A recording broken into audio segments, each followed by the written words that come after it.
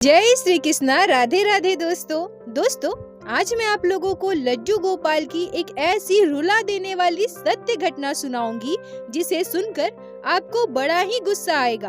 आप सोच भी नहीं सकते कि कोई हमारे बाल गोपाल के साथ इतना बुरा कर सकता है। इसे सुनकर आप अपने आंखों के आंसू को रोक नहीं पाओगे, परंतु अंत में कैसे एक नास्तिक आस्तिक बनता है इस लीला कथा में आपको सुनने को मिलेगा। आज की यह लीला कथा हमारे साथ शेयर की है वर्धमान में रहने वाली उषा कर्मकार जी ने। उषा जी हमसे कहती है कि मैं पेशे से एक रिटायर्ड शिक्षिका हूँ। अभी मैं अपने घर में बच्चों को ट्यूशन पढ़ाया करती हूँ। मेरे परिवार में मैं, मेरा बेटा, मेरी बहू और उसकी 1 साल की बेटी है। मेरे पति की मृत्यु लगभग 10 साल पहले हो गई है। आज मैं जो घटना आप लोगों को बताने जा रही हूँ वो आज से लगभग 7 साल पहले की है। उस समय मेरे परिवार में मैं और मेरा बेटा था।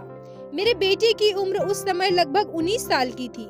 लड्डू गोपाल की सेवा मैं बरसों से करती आ रही हूँ। मेरा बेटा जब मात्र 1.5 साल का था उस समय मैं और मेरे पति अपने बेटे के साथ वृंदावन धाम दर्शन के लिए गए थे और वहीं से मैं छोटे से प्यारे से लड्डू गोपाल को लेकर आई थी।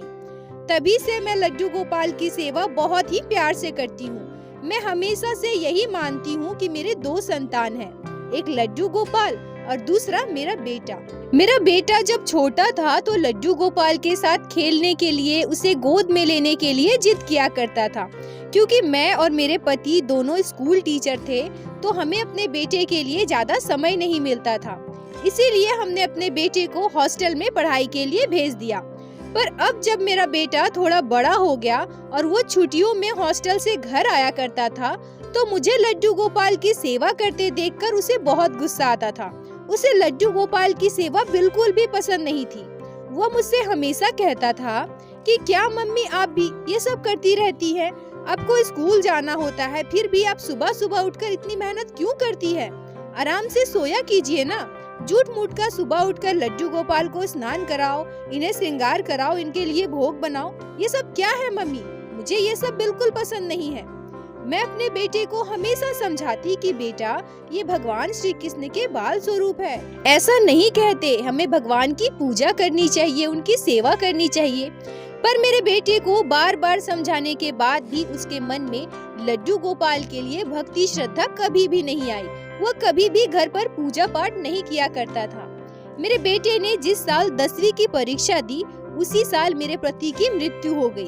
अब मैं घर पे बिल्कुल अकेली हो गई थी, इसीलिए मैं अपने बेटे को घर पर रहकर पढ़ाई करने के लिए बोलती हूँ।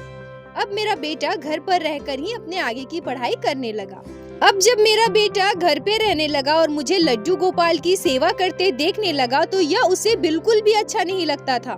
वह मुझसे कहता था कि आपको स्कूल जाना होता है मम्मी, घर के इतने सारे काम होते हैं, अब मेरे लिए नाश्ता खाना दोनों बना कर जाती है, फिर भी इस लड्डू गोपाल के लिए आपको इतना सुबह जल्दी उठना पड़ता है ताकि आप इनको स्नान करवा सके, इनका श्रृंगार करके इन्हें भोग लगा सके। पर मम्मी आपको ये सब करके क्या मिलेगा, आप बस अपना समय बर्बाद कर रही हैं। इससे अच्छा आप थोड़ी देर और सो लेती, थोड़ा आराम कर लेती ना। मैं अपने बेटे को समझाती हूँ कि नहीं बेटा ऐसा नहीं कहते, ये भगवान है और हमें भगवान की सेवा तो करनी ही चाहिए। पर मेरा बेटा समझने को तैयार नहीं था। वो मुझसे कहता कि और भी तो सारे भगवान है ना, उनकी पूजा तो ऐसे नहीं होती, बस सुबह शाम दिया बाती करते हैं, तो अब इनके लिए इतना सब क्यों कर रही है, ये सब करने की क्या जरूरत है मम्मी।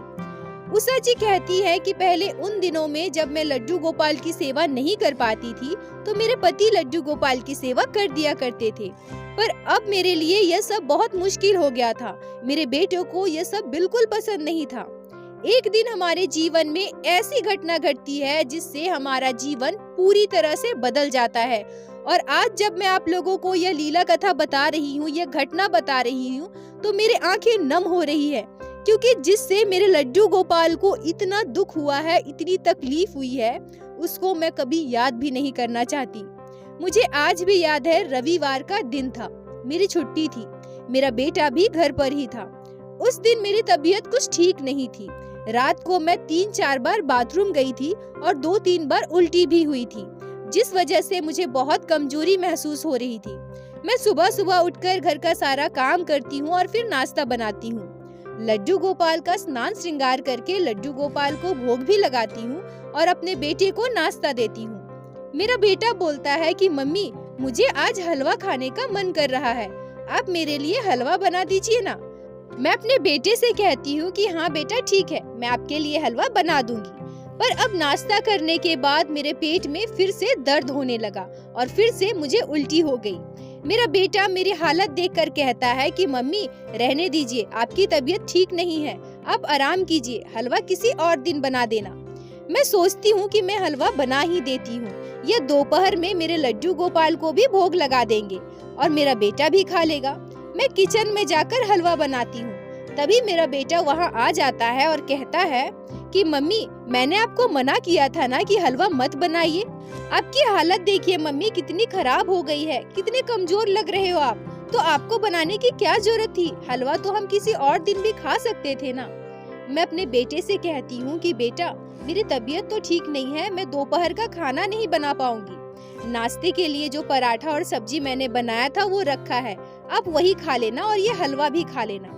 तब मेरा बेटा कहता है कि मम्मी, मैं पराठा सब्जी खा सकता था दोपहर में, या फिर मैगी बनाकर खा लेता, आप क्यों किचन में आई काम करने के लिए, आपकी तबीयत ठीक नहीं है ना, आप खुद को देखो। मेरा बेटा मेरी इतनी चिंता कर रहा था, इतनी परवाह कर रहा था, यह सोचकर मुझे बहुत अच्छा लगा। मैं मुस्कुराकर अपने बेटे के माथे पर हाथ फेरती हूँ और कहती हूँ कि मुझे पता है आप पराठा सब्जी खा सकते हैं या फिर मैगी बनाकर भी खा सकते हैं, पर लड्डू गोपाल को तो भोग लगाना जरूरी है ना बेटा, इसीलिए मैंने थोड़ा सा हलवा बना दिया, आप भी खा लेना और लड्डू गोपाल को भोग भी लगा देंगे।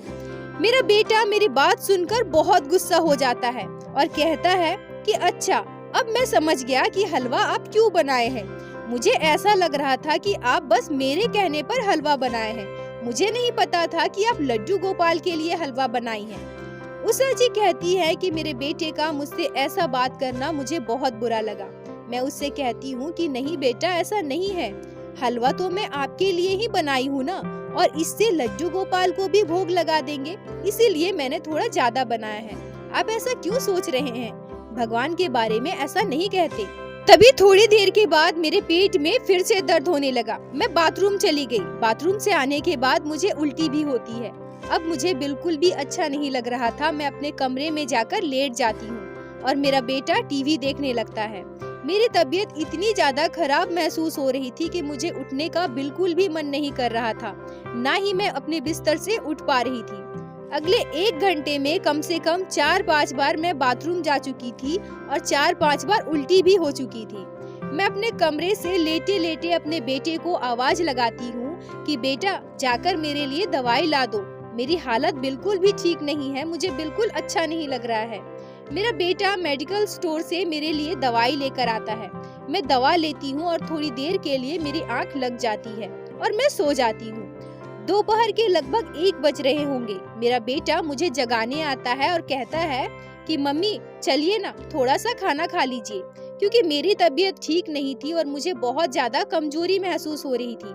मैं नींद में ही अपने बेटे से कहती हूँ कि नहीं बेटा, मुझे नहीं खाना, आप जाकर खा लो। मेरा बेटा किचन में खाना लेने चला जाता है।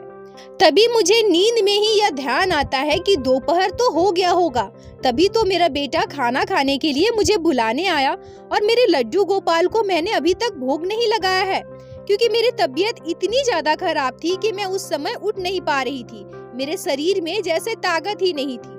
मेरे बेटे का कमरा हमारे पूजा घर से होकर गुजरता था।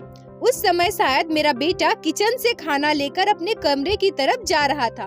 तभी मैं नींद में ही अपने बेटे को अपने कमरे से आवाज लगाती हूँ और उसे कहती हूँ, बेटा मेरी तबीयत बिल्कुल ठीक नहीं लग रही है, ताकत महसूस नहीं हो रही है, मैं उठ भी नहीं पा रही हूँ। आप एक काम करो, मैंने लड्डू गोपाल के लिए हलवा अलग से निकाल कर रखा है, आप लड्डू गोपाल को हलवे का भोग लगा दीजिए। मेरे बेटे के हाथ में वह कटोरी थी जिसमें उसने खुद के लिए हलवा निकाला था। मेरा ऐसा कहना कि मैं लड्डू गोपाल के लिए अलग से कटोरी में हलवा निकाल कर रखी हूँ, लड्डू गोपाल को भोग लगा दो, मेरी यह बात सुनकर उसे बहुत गुस्सा आता है। वो सोचता है कि मम्मी इतना ज्यादा बीमार है फिर भी उसे लड्डू गोपाल की पड़ी है। गुस्से में आकर अपने हाथ में लिए हलवे का कटोरा वो लड्डू गोपाल के सर में जोर से पटक देता है। जैसे ही मेरा बेटा लड्डू गोपाल के सर पर हलवे की कटोरी पटकता है, जोर की आवाज होती है। मुझे नींद में ऐसा लगता है जैसे कोई सामान ऊपर से जोर से गिरा हो। मैं डर जाती हूँ और अपने कमरे से दौड़कर बाहर आती हूँ, पर उसके बाद जो मैं अपने आँखों से देखती हूँ उसे देखकर मुझे यकीन नहीं होता है। अंदर से मैं बिल्कुल हिल जाती हूँ। हमारे घर का मंदिर हमारे हॉल में ही था। मैं जब अपने कमरे से निकलकर हॉल में पहुँचती हूँ तो देखती हूँ हमारे मंदिर के चारों तरफ हलवा बिखरा हुआ है और वो कटोरी भी वहीं पड़ी है और मेरा बेटा वहीं खड़ा है। मैं दौड़कर जाकर पूछती हूँ कि क्या हुआ, ये सब कैसे गिर गया। मेरा बेटा गुस्से में कहता है कि मैंने किया है ये सब। आप हर समय लड्डू गोपाल क्यों करती है? आपकी तबीयत इतनी खराब है फिर भी आपको इनको हलवा खिलाना है। मैं आपको खाने के लिए बुलाने गया तब आपको नहीं खाया गया और इतनी बीमार होने के बाद भी आप लड्डू गोपाल को भोग लगाना चाहती हैं। इसीलिए मैंने गुस्से में ये कटोरी उनके सर पर दे मारी है। अब मिल गया आपके लड्डू गोपाल को हलवा, खा लेंगे ना वो। मेरे बेटे के मुंह से ये सारी बातें सुनकर मैं आश्चर्य हो जाती हूँ। मुझे अपने कानों पर यकीन नहीं होता है कि मेरा खुद का बेटा मेरे बाल गोपाल के साथ इतना बुरा कर सकता है। मैं रोते हुए अपने बेटे से कहती हूँ कि यह तुमने क्या कर दिया। मेरा बेटा कहता है तो क्या करता मम्मी, अब हमेशा लड्डू गोपाल के पीछे लगी रहती है। आपको कितना समझाता हूँ, आप समझते क्यों नहीं? आपको पूजा पाठ करना है कीजिए, पर इसका मतलब यह नहीं कि आप अपने सेहत का ध्यान नहीं रखोगी, दिन भर यही सब करोगी। उषा जी कहती है कि मैं रोते हुए दौड़कर अपने लड्डू गोपाल को सिंहासन से उठाती हूँ और अपने सीने से लगा लेती हूँ। मैं अपने लड्डू गोपाल के सर पर हाथ फेरती हूँ और उनसे कहती हूँ, हे गोपाल, आपको कितना दर्द हो रहा होगा। गोपाल, मैं क्या करूँ, मुझे माफ कर दीजिए। मुझसे इतनी बड़ी गलती हो गई गोपाल, जो मैंने अपने बेटे को आपको भोग लगाने को कहा। मुझे नहीं पता था प्रभु कि वो आपके साथ ऐसा करेगा। मेरा बेटा नादान है, उसको सही गलत का फर्क नहीं पता। मेरे छोटे से बाल गोपाल को कितनी तकलीफ हो रही होगी। हे गोपाल, आज से मैं ऐसा कभी नहीं करूंगी प्रभु। हमेशा मैं खुद आपकी सेवा करूंगी। मैं कभी किसी को कुछ भी करने को नहीं करूंगी। अब मुझे और मेरे बेटे को माफ कर दो प्रभु, माफ कर दो। यह कहकर मैं लड्डू गोपाल को रोते हुए सिंहासन पर बैठाती हूँ और उनके सर को ठंडे पानी से धोती हूँ। फिर अपने बाल गोपाल के पूरे सर पे चंदन का लेप लगाती हूँ। मुझे बहुत दुख हो रहा था। मुझे ऐसा लग रहा था जैसे मेरी जान निकल गई हो। मेरे गोपाल को कितना दर्द हो रहा होगा, कितनी तकलीफ हो रही होगी। यह सोचकर मेरे आंखों के आंसू नहीं रुक रहे थे। पर मैं क्या करती, जिसने यह गलती किया है वो भी मेरा ही बेटा है। मैं मन ही मन गोपाल से कहती हूँ कि हे गोपाल, आप ऐसी कृपा कीजिए कि मेरे बेटे को सद्बुद्धि मिले। ऐसी कृपा करो प्रभु कि मेरे बेटे के मन में आपके लिए श्रद्धा भक्ति आ जाए और वो भी आपकी सेवा करने लगे। मैं रोते हुए अपने बेटे को बहुत डांटती हूँ, बहुत सुनाती हूँ। मेरा बेटा गुस्से से वहाँ से चला जाता है, मेरी कोई बात नहीं सुनता। पर वो कहते हैं ना दोस्तों, नास्तिक को सही रास्ते पर लाने के लिए, भगवान को अपने होने का एहसास करवाने के लिए कभी कभी हमारे ठाकुर जी को भी ठोस कदम उठाने पड़ते हैं। नहीं तो इस कलयुग में कोई भी भगवान पर यकीन नहीं करेगा। हम इंसान तो क्या, इस कलयुग में भगवान को भी अपने अस्तित्व का, अपने होने का प्रमाण देना पड़ता है। उषा जी कहती है कि उस दिन आश्चर्यजनक तरीके से मेरे बेटे की तबीयत अचानक खराब हो जाती है। उसे बहुत ज्यादा बुखार हो जाता है। ऐसे ही 3 दिन बीत गए। लगातार दवाई इलाज कराने के बाद भी मेरे बेटे की सेहत में कोई सुधार नहीं हो रहा था। घर पर ही उसे ग्लूकोज भी चढ़ाया गया। मैं बहुत सोच रही थी, बहुत परेशान थी कि अचानक से मेरे बेटे की तबीयत इतनी ज्यादा खराब कैसे हो गई। चौथे दिन मैं फिर से डॉक्टर को बुलाती हूँ। डॉक्टर आकर चेकअप करते हैं और कहते हैं कि 5 दिनों की दवाई है, खत्म हो जाने दीजिए। अगर थोड़ा बहुत भी सुधार नहीं हुआ तो आप लोग इसे हॉस्पिटल में एडमिट कर देना। बुखार के साथ साथ मेरे बेटे को सर में काफी तेज दर्द हो रहा था। मैं उससे कहती हूँ कि तुम सोने की कोशिश करो। मेरा बेटा दवाई लेता है और उसके थोड़े देर के बाद सो जाता है। मेरे बेटे की तबीयत ठीक नहीं थी, इसीलिए मैं भी उसी के कमरे में सो जाती हूँ। तभी अचानक से रात को मेरा बेटा चिल्लाकर उठ जाता है। ऐसे अचानक से उसके चिल्लाने से मैं डर जाती हूँ और मैं अपने बेटे के पास जाकर कहती हूँ कि क्या हुआ बेटा, कोई सपना देखा क्या, तुम ठीक तो हो ना? मेरा बेटा बिल्कुल डरा हुआ था और रोते हुए मुझसे कहता है कि मम्मी, मुझसे बहुत बड़ी गलती हो गई है, मुझे ऐसा नहीं करना चाहिए था मम्मी, मुझसे बहुत बड़ा पाप हुआ है, इसीलिए मेरी तबीयत इतनी खराब हो गई है। अपने बेटे से मैं कहती हूँ कि क्या हुआ बेटा, तुम ये सब क्या बोल रहे हो? तभी मेरा बेटा रोते हुए कहता है कि मम्मी, मैंने लड्डू गोपाल के सर पर हलवे की कटोरी पटक दी थी ना, आपको पता है मैंने अभी सपना देखा है। मैं सपने में देखता हूँ कि लड्डू गोपाल अपने सिंहासन पर बैठे हैं और वो बहुत रो रहे हैं, उनके सर से खून निकल रहा है। लड्डू गोपाल रोते हुए मुझसे कहते हैं कि मेरे साथ ऐसा क्यों किया, मुझे बहुत दर्द हो रहा है। और उसके बाद मैं डर से नींद से जाग जाता हूँ। मम्मी, मैं क्या करूँ, लड्डू गोपाल के सर से खून निकल रहा है, मुझे बहुत डर लग रहा है मम्मी, लड्डू गोपाल रो रहे हैं। उषा जी कहती है कि मेरे बेटे की बात सुनकर मेरे आंखों में आंसू आ जाते हैं। मुझे लगता है कि मेरे बाल गोपाल को कितना दर्द हो रहा है जो मेरे बेटे के सपने में इस तरह से आए, और अब मेरे बेटे की तबीयत भी इतनी ज्यादा खराब हो गई है। मैं कुछ समझ नहीं पा रही थी। अपने बेटे को साथ लेकर मैं अपने घर के मंदिर में जाती हूँ और वहाँ हाथ जोड़कर लड्डू गोपाल के आगे बैठ जाती हूँ।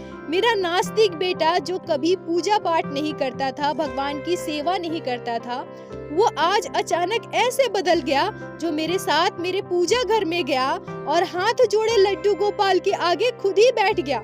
यह मेरे लिए कोई सपने से कम नहीं था। लड्डू गोपाल के आगे हाथ जोड़कर मैं कहती हूँ कि मेरे बेटे से बहुत बड़ी गलती हो गई प्रभु, बहुत बड़ा पाप हो गया जो आपको इतना दर्द दिया।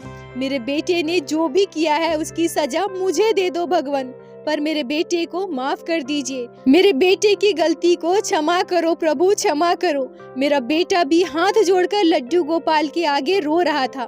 वो कहते हैं ना, भगवान चाहे तो क्या नहीं हो सकता है, लड्डू गोपाल की कृपा रही तो कुछ भी असंभव नहीं है। आश्चर्यजनक तरीके से अगले सुबह मेरे बेटे का तबीयत बिल्कुल ठीक हो जाता है, उसका बुखार बिल्कुल उतर जाता है, जिसे देखकर डॉक्टर भी आश्चर्य हो गए। उस दिन के बाद मेरा बेटा बिल्कुल बदल गया। मेरे बेटे के मन में लड्डू गोपाल के लिए आश्चर्यजनक तरीके से भक्ति श्रद्धा आ गई। मुझे अब ऐसा लगता है कि मुझसे ज्यादा लड्डू गोपाल से प्यार तो मेरा बेटा करता है।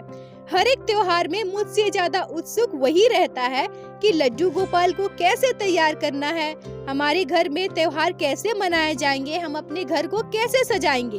अब मेरे बेटे की शादी हो गई है, मेरी बहू भी बहुत अच्छी है। मेरे घर में सभी लोग लड्डू गोपाल से बहुत प्यार करते हैं और सभी मिलजुल कर लड्डू गोपाल की सेवा करते हैं। हे प्रभु, हम भक्तों पर ऐसे ही अपनी कृपा दृष्टि बनाए रखना। बोलो बाके बिहारी लाल की जय, लड्डू गोपाल की जय, जय जय श्री राधे। उषा जी, आपका बहुत बहुत धन्यवाद जो आपने लड्डू गोपाल की ये अद्भुत लीला कथा हमारे साथ शेयर की, जिसको मैं हमारे चैनल के माध्यम से बाकी सारे भक्तों तक पहुंचा सकी। दोस्तों, यदि आप लोगों को आज की यह लीला कथा अच्छी लगी हो, आपके हृदय को स्पर्श की हो, तो कृपया वीडियो को लाइक करके अपने दोस्तों के साथ शेयर अवश्य करें, जिससे बाकी भक्त भी लड्डू गोपाल की इस अद्भुत लीला कथा का श्रवण कर सके। और हमारे चैनल को सब्सक्राइब करें, जिससे प्रतिदिन आप लोग हमारे चैनल पे श्री बाके बिहारी श्री लड्डू गोपाल की लीला कथा सुन सके। दोस्तों, यदि आपके जीवन में घटी हो कोई भी चमत्कारी घटना या लड्डू गोपाल ने कभी भी की हो कोई भी लीला जिसे आप हम सभी के साथ शेयर करना चाहते हैं, तो कृपया हमें इंस्टाग्राम पे मैसेज करें। हम आपसे कांटेक्ट करेंगे और आपकी उस लीला कथा को हमारे चैनल में बाकी सारे भक्तों के साथ शेयर अवश्य करेंगे। लड्डू गोपाल की कृपा आप पर और आपके पूरे परिवार पर बनी रहे। राधे राधे दोस्तों।